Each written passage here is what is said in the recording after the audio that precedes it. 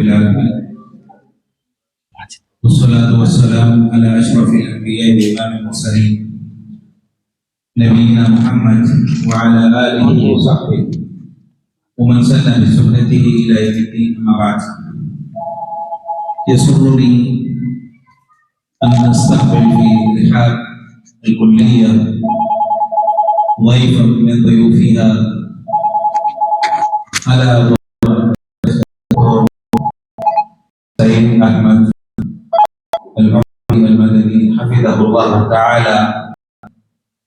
وكان الشيخ لا يحتاج إلى تعريف به، وإنما هو معروف في الأوساط العلمية والتعبية والتربوية، وكان أميرا لجمعية أهل الحديث في ولاية آندھرا پردیش سابقا، ورئيسا لمركز دار البر في بدنا في ولاية آندھرا پردیش. وكان الشيخ بمعنى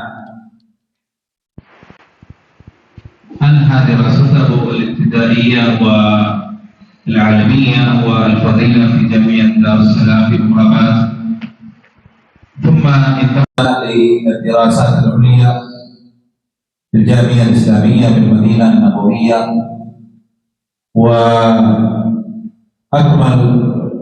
مرحلته الماجستير والدكتوراه كذلك، وكان تخصصه في الاستشراق في رسالته الدكتوراه. فلذلك رغبنا أن تكون محاضرته في الكلية للطلاب عن الاستشراق والمستشرقين، لأن هذا الموضوع له علاقة بعلم الحديث، فإنهم يبثون الشكوك والشبهات في السنة النبوية، وكذلك في الدراسات القرآنية وفي السيرة النبوية وغيرها من مجال العلم. فرغبنا من الشيخ ما دام حضر في مدينة بنغلور، له عدة برامج كانت بالأمس واليوم كذلك، والوقت ضيق لدينا، عندنا قرابة ساعة أو تقريبا، ولذلك لا أريد أن أطيل في التعريف به وأكون حائلا بينكم وبين الشيخ.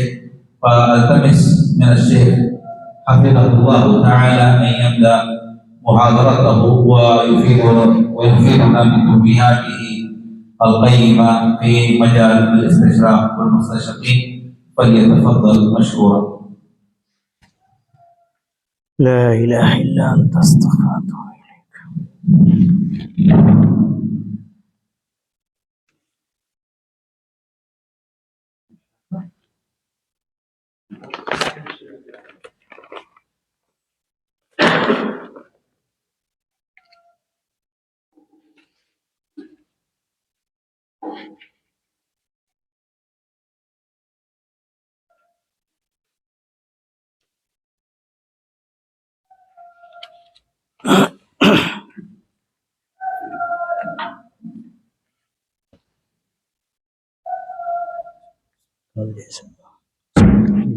उसको निकाल में आ वीडियो पीछे कर, उसको पीछे कर मुझे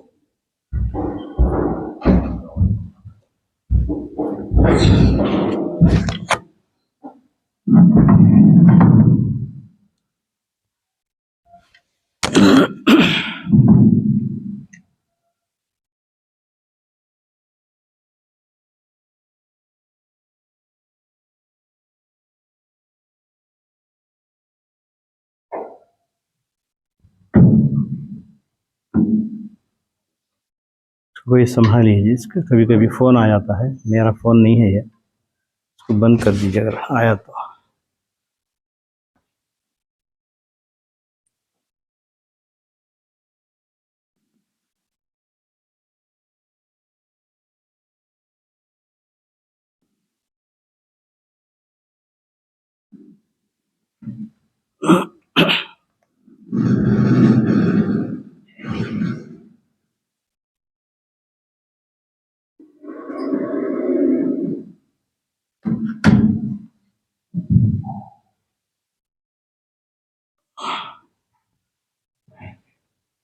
إن الحمد لله نحمده ونستعينه ونستغفره ونؤمن به ونتوكل عليه ونعوذ بالله من شرور أنفسنا ومن سيئات أعمالنا من يهده الله فلا مضل له ومن يضلل فلا هادي له وأشهد أن لا إله إلا الله وأشهد أن محمدا عبده ورسوله أرسله الله تعالى بالحق بشيرا ونذيرا أما بعد وقد قال الله تبارك وتعالى في القرآن المجيد أعوذ بالله من الشيطان الرجيم ولن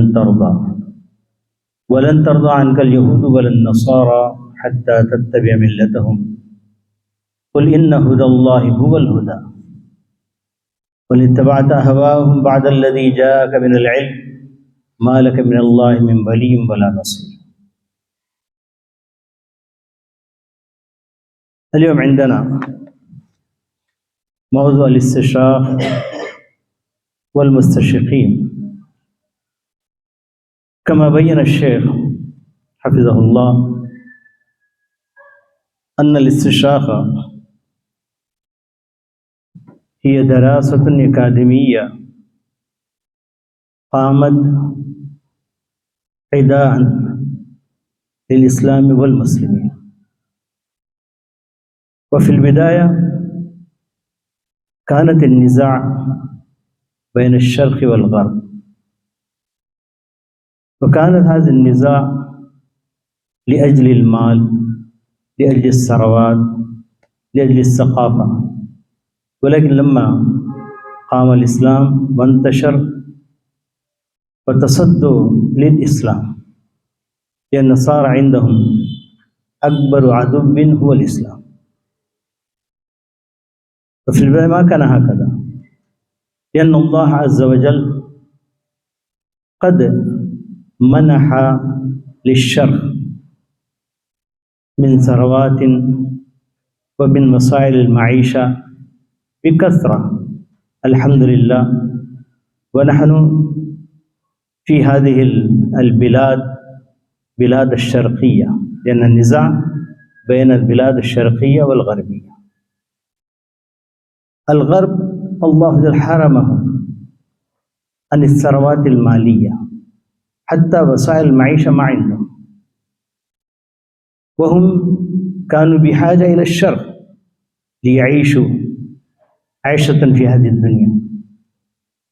الآن ما كان عندهم، ما كان أمامهم سبيل إلا النهب والسرقة، ولذلك هم أعدوا أفواجا ثلاثة أفواج.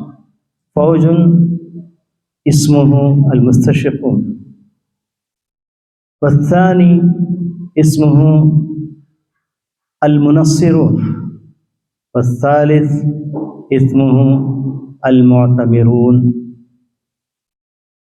ولذلك ترى بعض العلماء كتبوا بعض الكتب باسم الأفاعي الثلاثة. تعرفون الأفاعي الثلاثة. وبعضهم كتبوا الأجهة الثلاثة. عبد الرحمن الميداني وكتب كتاب اسمه الأجنحة الثلاثة، الأجنحة المكر الثلاثة، الأجنحة الماكرة هي الثلاثة. هذه الأفواج تركوها على الشرق علشان ينهبوا أموالهم ويأتي بهذه الأموال إلى الغرب، وبهذا هم يعيشون، وإلا ما عندهم شيء. عرفتم يا إخوان؟ حتى الكتب المنزلة من الله ولا تعرف كتابا مذكورا أن هذا الكتاب قد نزل في الغرب. حتى الكتب السماوية كلها نزلت، المعروفة التي عندنا هي شرقية. التوراة أين نزلت؟ في الشرق. الإنجيل أين نزل؟ نزل في الشرق. وكذلك صحف موسى وكذلك صحف إبراهيم. كل الأشياء التي مذكورة في القرآن هي نزلت في الشرق وما نزلت في الغرب. حتى ما يعرفون، بس ما يعرفون كيف يعيشون وكيف ينظمون، ولكن نهبوا كل شيء، الثقافة والحضارة والكتب والعلم، كل شيء أخذوا من أين؟ أخذوا من الشرق. طيب، ما هي أعمالهم لما تركوا هذه الأفاعي الثلاثة أو الوجهات الثلاثة لكي ينهبوا ثروات الشرق؟ ماذا كان أعمالهم ووظائفهم؟ أولا نأخذ الاستشراق. الاستشراق والمستشرقون هؤلاء يمكن نسميها الكشافين. تعرفون كشاف؟ تعرفون كشاف؟ بيعطي لايت.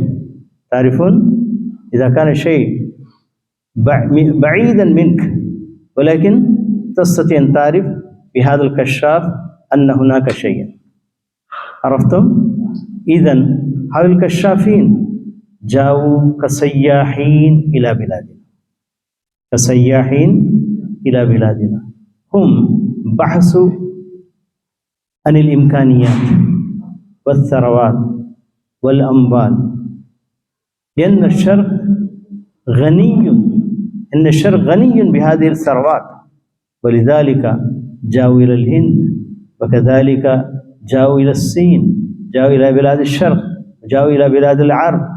هم اطلعوا على هذه الثروات ثم كتبوا تقريرات لمن؟ لفيكتوريا راني. كتبوا هذه التقريرات إليهم، وهم أرسلوا فوجا آخر وهم من؟ المنصرون. المنصرون في الظاهر هم يقولون نحن أتينا لكي ننجي هؤلاء من النار إلى الجنة.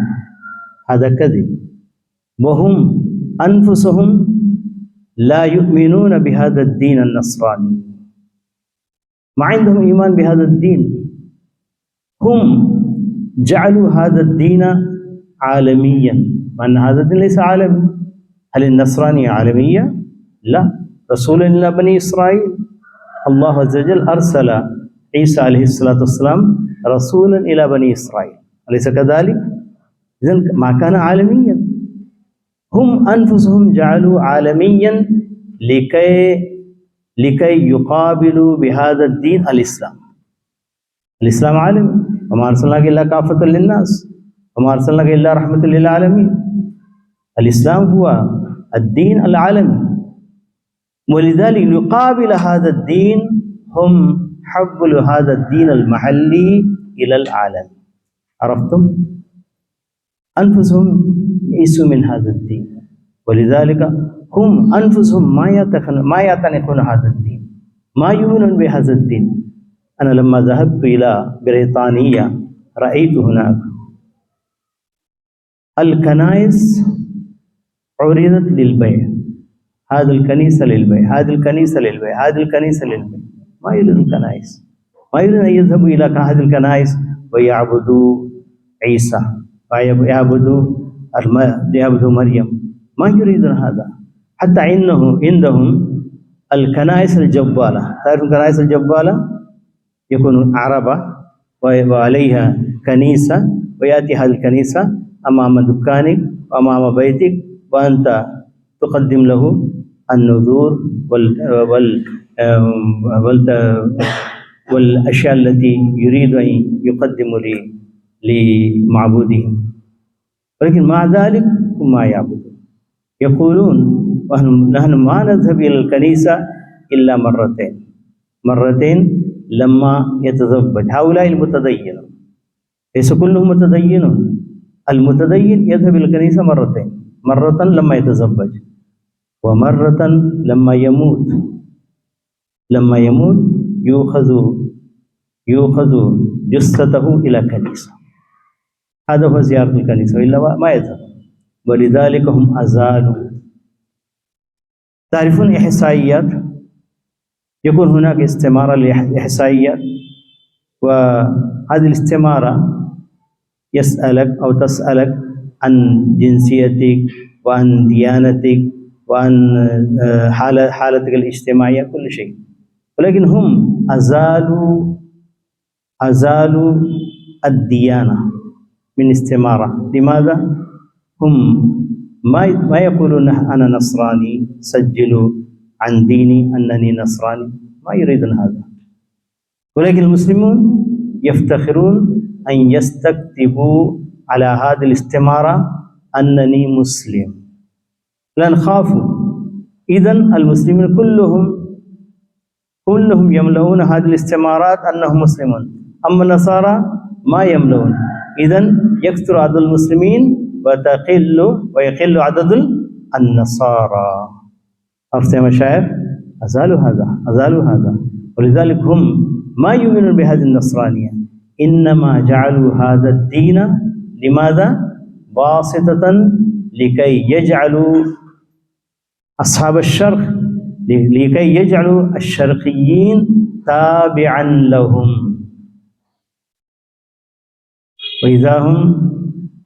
إذا كان في ديانة أخرى ما يتبعونهم، ولذلك إذا كان تحت النصرانية يتبعوه.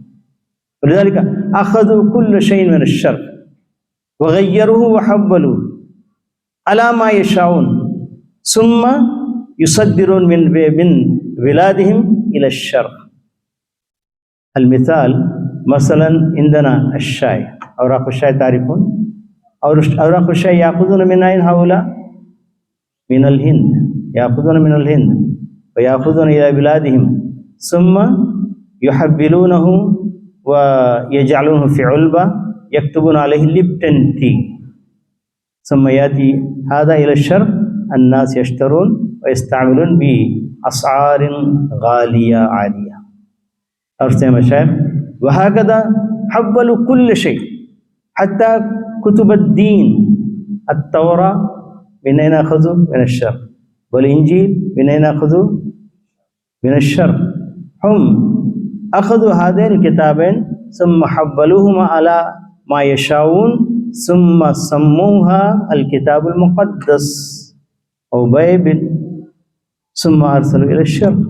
الناس يقرؤون هذا الكتاب كأن هذا الكتاب جاء من أوروبا، جاء من البلاد الغرب، مع أن هذا الكتاب من أين؟ من عندنا، ولكن حولوها على ما يشاءون. على كل حال، حتى أرادوا أن يجعلوا القرآن هكذا.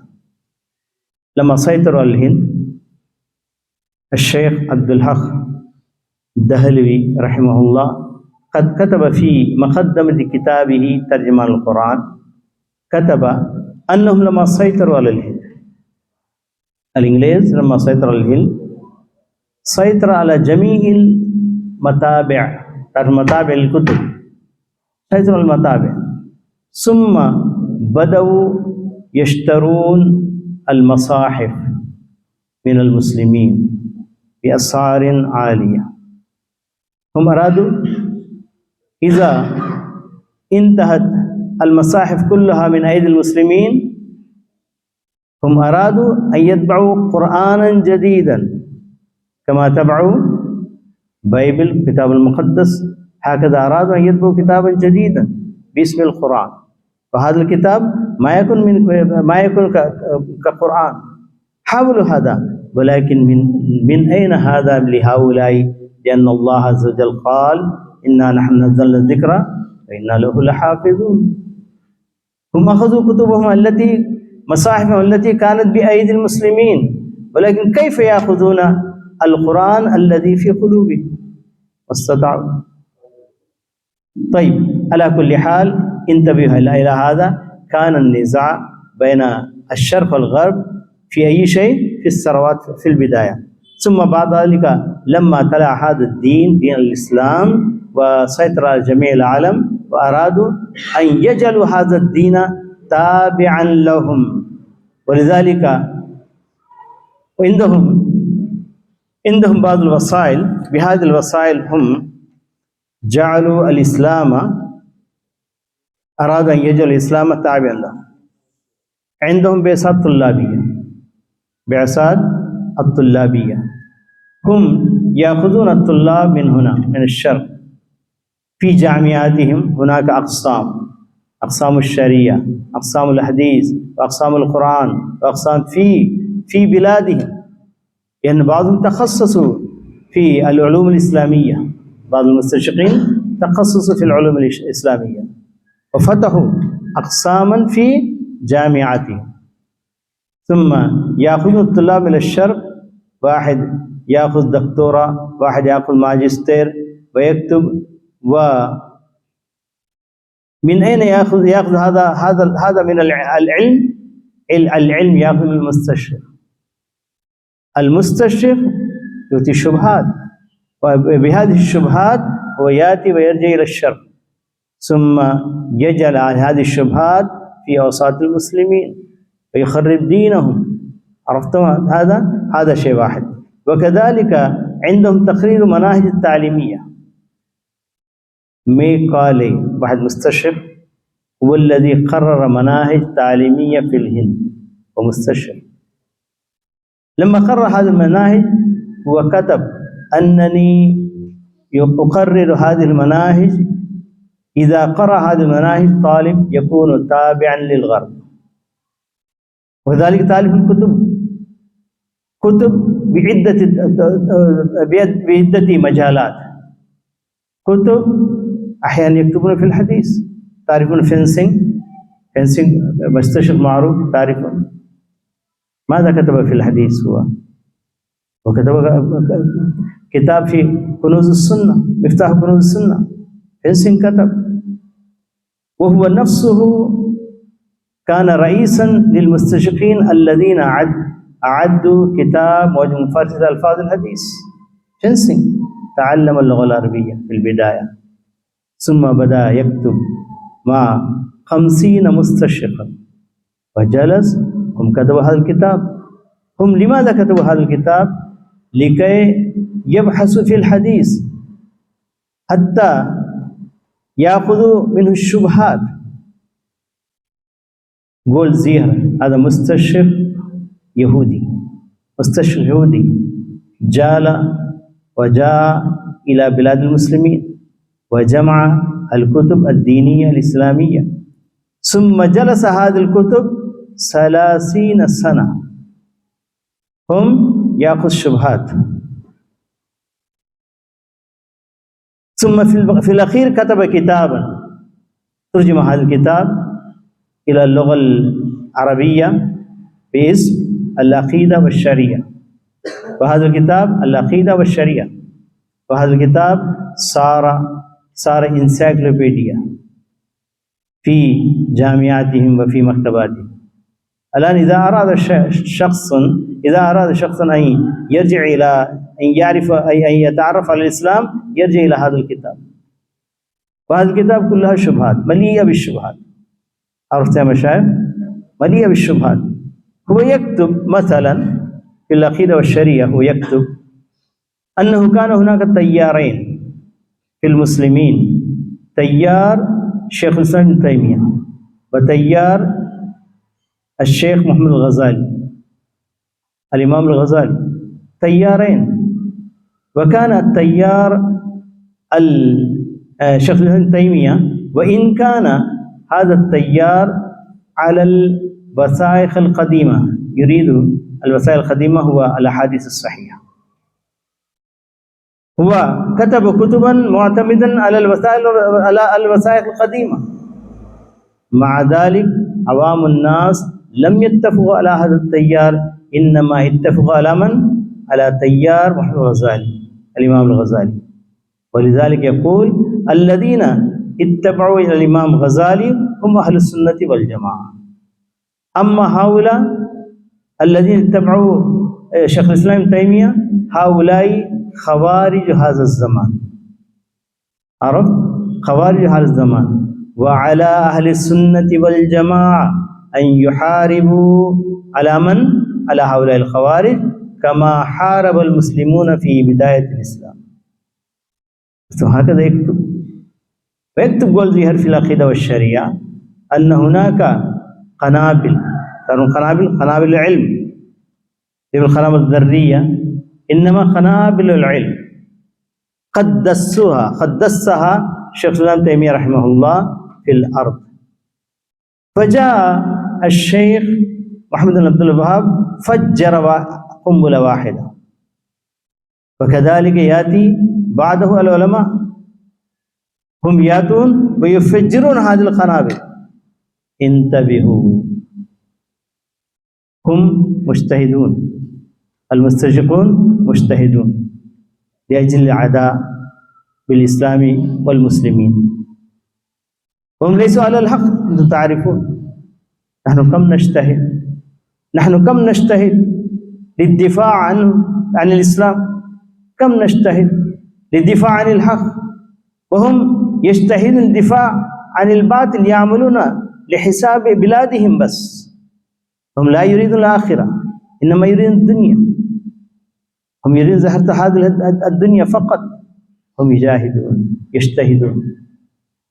على سبيل المثال مستشرق جاء قبل 10 سنوات إلى دار السلام، جاء من بريطانيا، فقلنا له، كنت مدرسا هناك في جامعة دار السلام، قلنا له ما عندنا مكان لكي تسكن أنت، ما عندنا غرفة مكيفة وما عندنا كذا وكذا.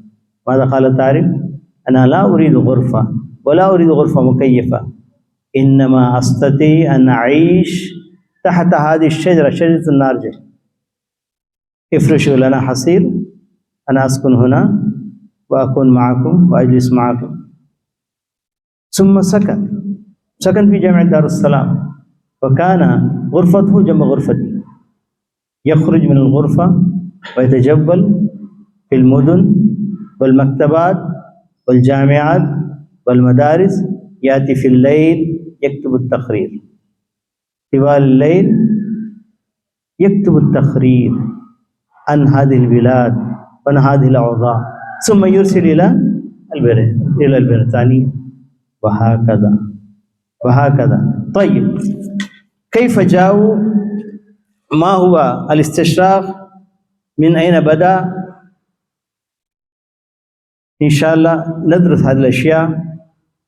طيب، في البداية كانت البداية للاستشراق في القرن الثاني الميلادي. أول عالم نصراني جاء إلى الشرق، إلى إسكندرية. تعرفون إسكندرية أين هي؟ في مصر. هذه كانت تابعة لليونان، فجاء في هذا فيها اسمه بونت نيوس هو جاء أول عالم أوروبي دخل، وهذا ثم دخل إلى الهند كذلك. من هنا جاء إلى الهند هذا الرجل، ولكن ما يذكر التاريخ عن حياته وعن أعماله. ولكن ماركو بولو، تعرفون ماركو بولو؟ أنتم تدرسون في كتب التاريخ. ماركو بولو هذا جاء في 1254 إلى الهند. ثم جاء كولومباس إيطالي، هذا جاء من إيطاليا. هذا الرجل جاء إلى الهند في 1492، وكذلك هذا لماذا جاء؟ مكتشفا لثروات الهند، كان يعمل لحساب أسبانيا. كان هذا الرجل كولومباس، نحن ماذا نعرف عنهم؟ نعرف أنهم سياحين جاءوا إلى البلاد يكتشفوا أماكن جديدة. ليس ما كان هكذا، هم جاءوا ككشافين ومستشرقين، وكذلك واسكوري دا جاما، واسكوري غاما كما نسميه، واسكوري غاما هذا كمان جاء في 1498.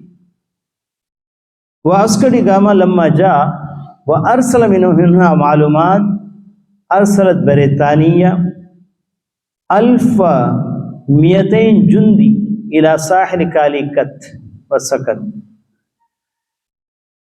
وفي الأخير نحن نعرف الاستشراق عرفها بعض العلماء إن الإصلاح دراسات أكاديمية يقوم بها غربيون كافرون.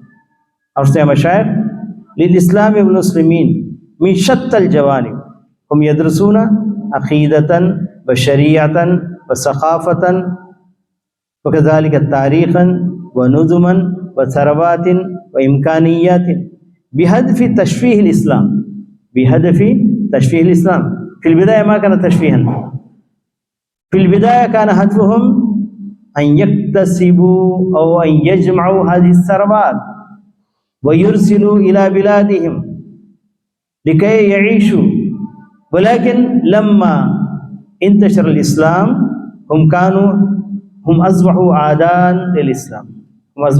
للإسلام، محاولة تشكيك المسلمين فيه وتضليلهم عنه وفرض التبعية للغرب عليهم.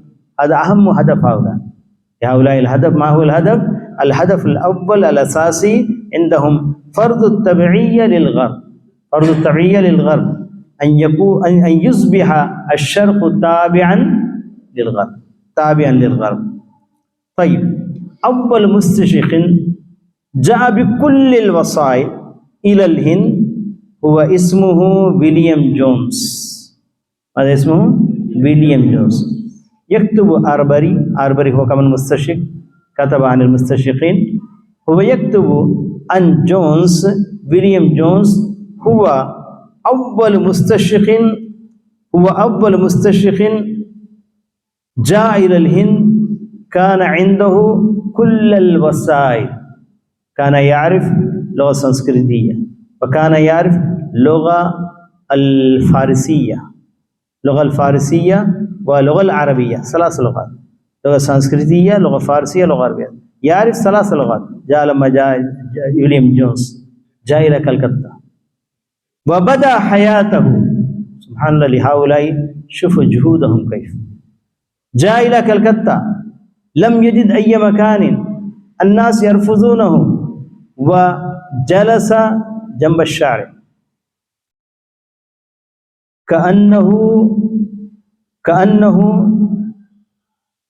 كأنه صانع الأحذية. تعرف صانع الأحذية؟ موجي، كأنه صانع الأحذية. جلس في مكان وبدأ يتصادق ويتكلم مع الناس، حتى هذا الرجل هو بنى Asiatic Society.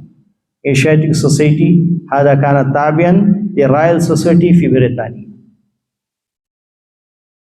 Asiatic Society. وكذلك هو بنى جامعة في كلكتة، وكذلك له مكتبة كبيرة في كلكتة. سبحان الله، هم نهبوا من عندنا كتبنا. الآن عنده مكتبة، تعرفون بريتش لايبراري. أنا ذهبت إلى هذه المكتبة لكي يستفيد منها، وكنت أدفع لهذه المكتبة يوميا $6. $6 يساوي آلاف من الروبية. يوميا يأتي الطلاب من جميع العالم عندهم ويدفعون الفلوس ويدخلون هذه المكتبة. عرفتم؟ وهذه كأنها مدينة كبيرة. بريتش لايبراري ليس عمارتين، إنما هو مدينة كبيرة جدا. وفي هذه المكتبة كتبا أو مكتبات في مكتبة، مكتبة Indian Office Library، هذا مكتبة الهند. Indian Office Library، هذا مكتبة الهند. وفي هذه المكتبة هناك مكتبات لكل لغة، هنا عندهم مكتبة، تلغو، كذلك التامل، الكندا، لكل لغة مكتبة، عمارة كبيرة في داخل الكتب. هم حفظوا هذه الكتب التي أخذوها من الهند، بعدة طرق. سبحان الله، بعض الكتب حفظوها في صندوق الحديدي، بعض الكتب حفظوها في كيس الجلدي. أنا طلبت كتاب غلام أحمد قادياني، فجاء هذا الكتاب في كيس من الجلد، وفي داخله الريد ورقة واحدة حفظوها، ورقة واحدة، ليس كتاب كبير، إنما هو ورقة واحدة حفظوها.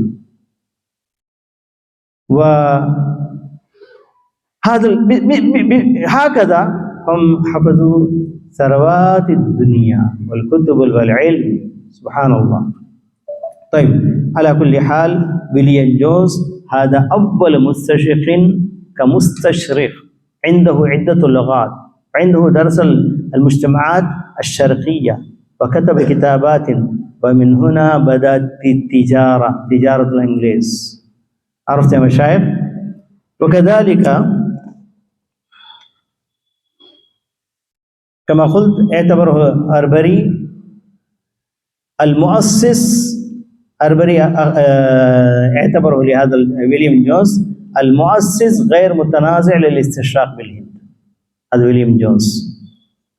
ثم هناك ومن شبهاتهم ويلفرد سميث، ويليام مايور، هؤلاء المستشرقين كتبوا كتبا عن الإسلام في الهند لما سكنوا في الهند، وأوجدوا شبهات عن الإسلام. القرآن ليس مصونا، القرآن ليس فيه شيء جديد، إن محمدا لم يأتي بالمعجزة، الإسلام ينشر الكذب، القرآن فيه تعارض، الإسلام انتشر بالسيف، وهكذا. ارتدوا بعد قراءة هذه الكتب والمجلات كمن تبعوها ونشروها، ارتدوا في تلك الأيام حوالي ما نعرف 150 लाख، أعبر بالعربي هذا الأعداد، وهكذا. طيب، هم اشتغلوا وعملوا في علماء الهند. لما ويليام مايور لما كتب كتاب عن سيرة نبوية، حياة محمد، لما كتب وأوجد هناك شبهات حول رسول الله صلى الله عليه وسلم، قرأ هذا الكتاب سر سيد أحمد خان، قرأ الكتاب ويقول: لما قرأت هذا الكتاب أنا زعلت جدا وغضبت جدا، وصار قلبي، تعرف كويلة، هكذا صار، لأنه هو كتب عن جدي، لأنه كان يدعي سر سيد أنه من أسرة محمد صلى الله عليه وسلم، وكتب عن جدي، ولذلك أنا عزمت على أن أرد هذا الكتاب. ولرد هذا الكتاب أراد أن يسافر إلى بلاد الغرب، لأن مصادر هذا الكتاب كان في الغرب، ولذلك أراد أن يذهب إلى الغرب ويجمع هذه الكتب التي كتب منها هذا الكتاب، مصادر والمراجع. ولكن لما ذهب هذا الرجل هم غسلوا دماغه، الإنجليز هؤلاء المستشرقون غسلوا دماغه، فرجع كأنه مستشرق، رجع سر سيد أحمد خان من هناك كأنه مستشرق، وعبل وحرف جميع تعليمات الإسلام، وقال النبوة ليست هي منحة إلهية يؤتي الله لمن يشاء، لا، هو يعرف النبوة مفهوم عند سر سيد، اسمعوا، ويقول: هي في الإسلام ظن المسلمون أن النبوة هي هبة من الله يختار الله،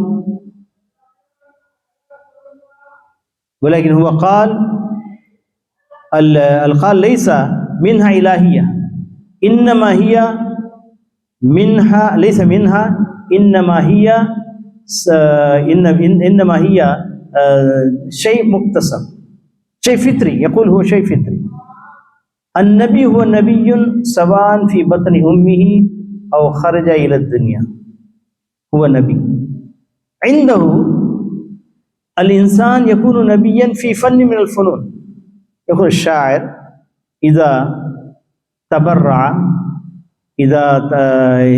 إذا صار ماهرا في شعره هو يسمى نبيا عنده.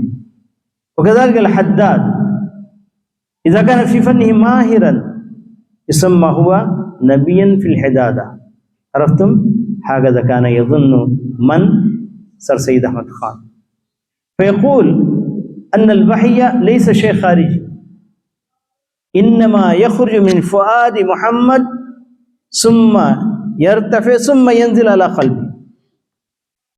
كان تعرف فونتين، تعرف الفوارة، الماء يخرج من أين؟ من تحت ثم يذهب إلى الفوق ثم ينزل في نفس المكان. وهكذا قال وكان جبريل ليس هناك شخص كان يأتي إلى محمد، إنما هو ظل. وهكذا كان يرى محمد صلى الله عليه وسلم وظن أنه جبريل. وهكذا.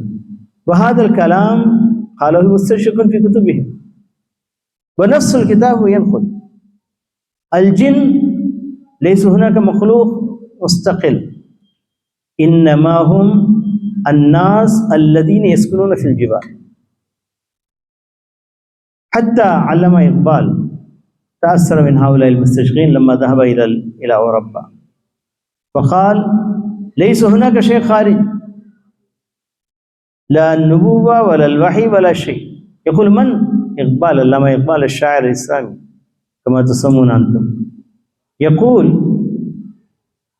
هذه النبوة شيء اكتسابي كسبي، يقول شيء كسبي. الولاية والنبوة شيئان مستويان. الولي والنبي يذهبان إلى الله عز وجل، ثم لما يذهب إلى الله عز وجل أن الولي ينضم إلى الإله ويسكن معه، أما النبي يأخذ منه قوة من الإله يرجع إلى الدنيا بهدف إيش؟ أن يقلب جميع العالم. وهكذا يقول أنا رأيت، يقول لما يقبال رأيت في كانت هو مستشرق أو فيلسوفي كبير، يقول في كانت أنا رأيت النبوة. وكذلك في العالم الرومي، تعرفون الرومي يقول أنا رأيت ملامح النبوة في الرومي كذلك. وهكذا قال تأثر العلماء من هؤلاء المستشرقين. على كل حال هؤلاء، يقول سر سيد أحمد خان لقد فهم العلماء المتقدمون النبوة كمنصب من المناصب يؤتيه الله من يشاء، غير أني لم أفهم على هذا الوضع، بل النبوة أمر فطري والنبي نبي ولو كان في بطن أمه، يولد نبيا يموت نبيا، شيء فطري لا اختصاص فيها، كعدم اختصاص آلاف الصلات الملكات الكامنة في النفس في الأنفس البشرية، كالحداد فهو إمام ونبي في فني، والشاعر فهو إمام ونبي في فني. وهكذا قال إقبال إن النبوة عبارة عن أحوال وكشوفات مثل مكاشفات الصوفية، إلا أن الصوفي معراجه لذة الاتحاد، يذهب إلى الله عز وجل يتحد به. طيب أما الأنبياء فهم يجدون في أنفسهم قوة مستيقظة بواسطها يريد قلب الدنيا كلها. وهكذا الوحي شرعا يقول المستشرق درمن. شوفوا التشابه بين أقوال هؤلاء العلماء وأقوال هؤلاء المستشرقين. يقول المستشرق درمنغم جعل الرسول صلى الله عليه وسلم يقضي ساعات طويلة في أطلال الغار متقلبا تحت وهج الشمس وسائرا بخطى واسعة في الشعاب، وكان كلما صار خيل إليه أن أصواتا تخرج من الحجارة، يقول هذه الأصوات ظنه وحيا. عرفتم؟ هذه الكواكب تكون في ليالي صيف الصحراء من الكثرة، شعر أنها الملك، ما يخيل معه أنه يسمع صوتا للأمعان كما يسمع صوت نار موقد. وهكذا يا مشايخ، وهؤلاء أوجدوا النبوة الجديدة، إما النبوة مكتسبة أو النبوة فطرية. وبعد هذا قام هذا الرجل غلام محمد قادياني مدعي النبوة.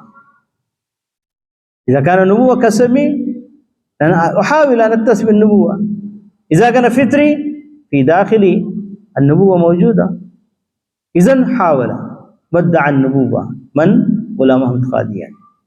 هؤلاء مهدوا الأرض ليدعي هؤلاء الكذابون النبوة، فادعى النبوة. وهكذا هم أوجدوا هناك فرقا ضالة ومضلة.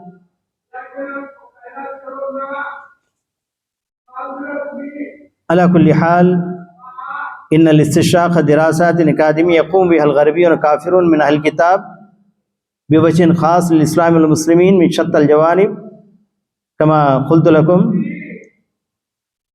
على كل حال، هؤلاء أوجدوا شبهات، وبخاصة هم أوجدوا هناك أقسام كما ذكرت لكم، أقساما: قسم السنة، وقسم القرآن، وقسم التفسير، وقسم الفقه، وقسم كذا كذا في جامعاتهم. ما زالت موجودة هذه الأقسام. إذا أردتم أن تذهبوا وتأخذوا ماجستير دكتوراه، الأقسام جاهزة، أقسام جاهزة. ولكن هؤلاء مهما كتبوا عن الإسلام يدسون الشبهات في عباراتهم. توماس أرنولد كتب كتابا في الدعوة إلى الإسلام، هكذا كتاب كتبه توماس أرنولد. هو بدأ تاريخ الإسلام من مكة والمدينة، ذهب إلى كل البلاد وذكر الهند وذكر إندونيسيا وذكر كل البلاد. في الأخير يكتب جملة، ماذا يكتب؟ هذا التاريخ تاريخ الأمن، وهناك تاريخ إيش؟ تاريخ السيف والجدال. هذا موضوع آخر. قال أن الإسلام انتشر بالسيف، كأنه يقول، ما أنه كتب تاريخ الأمن، ثم في الأخير يقول أن هناك تاريخ للمسلمين هم سفكوا الدماء وكذا وكذا وهكذا. على كل حال يا مشايخ، هم اجتهدوا وعلينا أن نجتهد.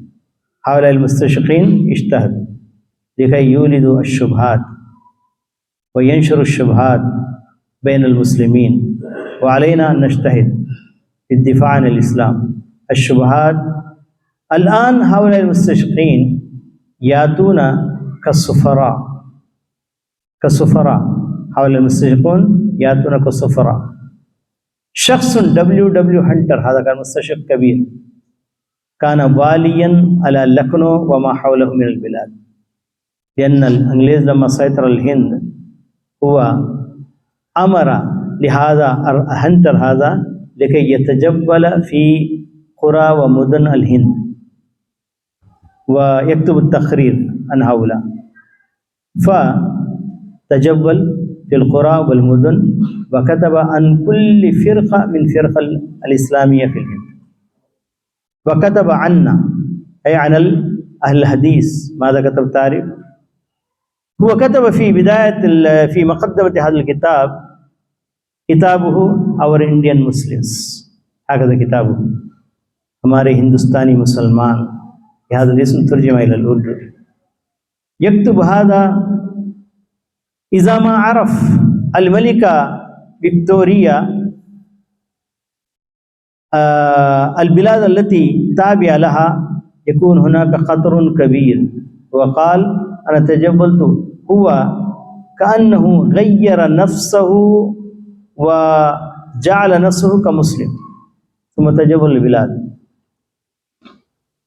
هؤلاء السلفيون هناك جماعات عديدة كلهم يمكن أن نجعلهم تابعا للحكومة البريطانية، ولكن جماعة واحدة ما يمكن أن نجعله تابعا للبريطانية.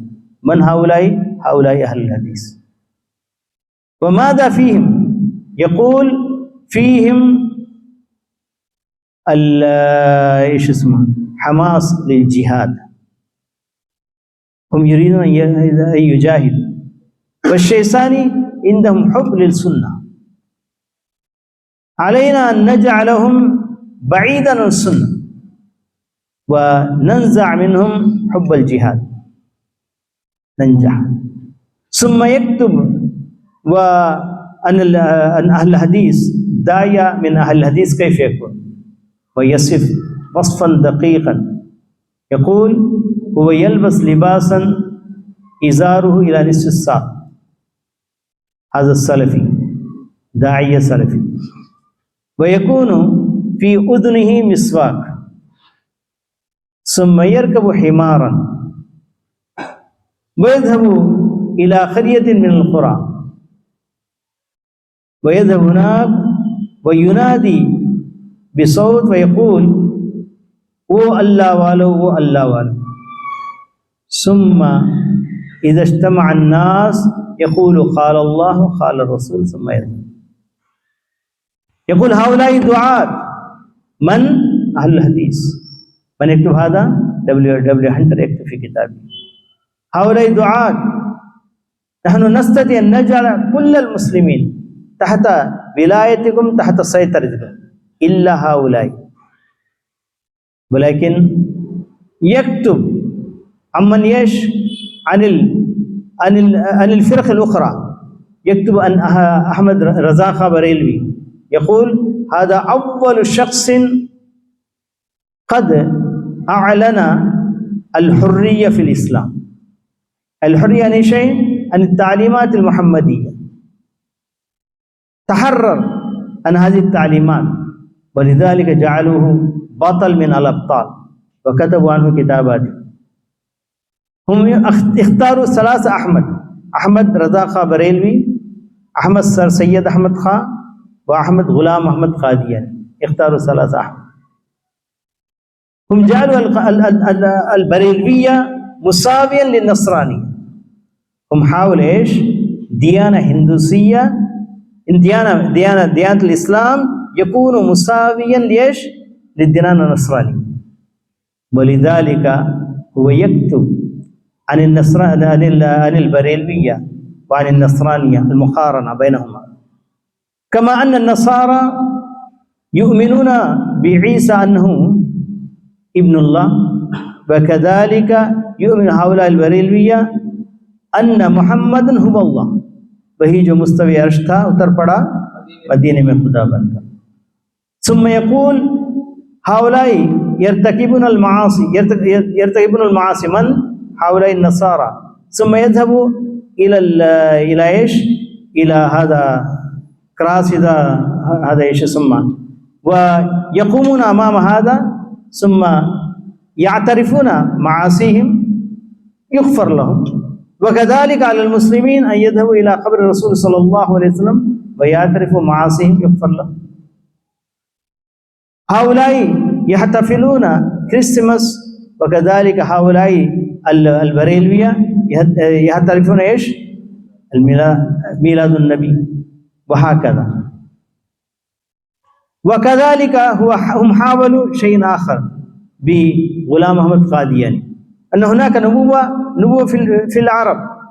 الآن نوجد نبوة في الهند بمقابل نبوة عربية، والنبوة هذه عجمية. ولذلك حاولوا وأقاموا النبوة الجديدة القاديانية، ولكن لم ينجحوا بهذا كثير. قليل منهم آمنوا بهذه النبوة، ولكن جمهور المسلمين لم يعترفوا. ولكن في أوساط المثقفين كيف نغير عقائدهم؟ فأخذوا سر سيد أحمد خان وغسلوا دماغه ثم بدأ الشيخ يكتب كتابات.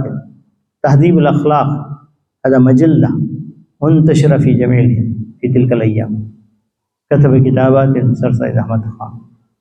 على كل حال يحاول كل المحاولات أن يجعلوا دين الإسلامي على حسب منشئهم، على حسب إرادتهم، ولكن لم ينجحوا. ولذلك ترى هذه الأيام بدأ الإسلام ينتشر في أوروبا أكثر من الأشياء، بدأ ينتشر. عندنا مطبعة كبيرة على الإطلاق في كل العالم، مطبعة طباعة القرآن الكريم بالمدينة.